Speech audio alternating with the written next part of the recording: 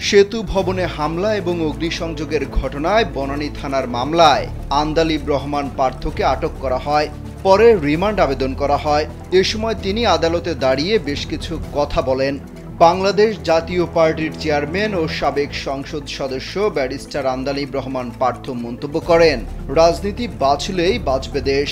বৃহস্পতিবার ঢাকার অতিরিক্ত চিফ মেট্রোপলিটন ম্যাজিস্ট্রেট মোহাম্মদ সুলতান সোহাগ উদ্দিনের আদালতে রিমান্ড শুনানিতে তিনি এই মন্তব্য করেন।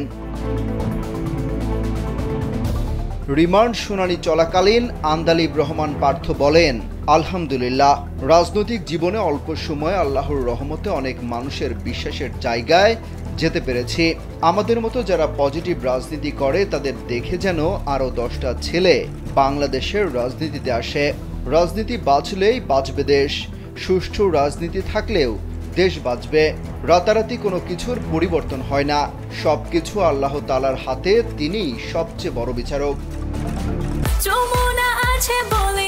যমুনা রেফ্রিজারেটর, খাবার ফ্রেশ তো লাইফ জম্পেশ। এদিন সেতু ভবনে হামলা ও অগ্নিসংযোগের ঘটনায় বনানী থানার মামলায় আন্দালিব রহমান পার্থ ও ব্যবসায়ী রেজাউল হাসনাত ডেভিডকে আদালতে হাজির করা হয়।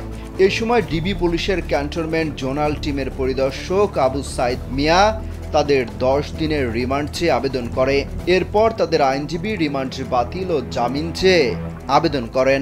শুনানি শেষে আদালত তাদের 5 দিনের রিমান্ড মঞ্জুর করেন।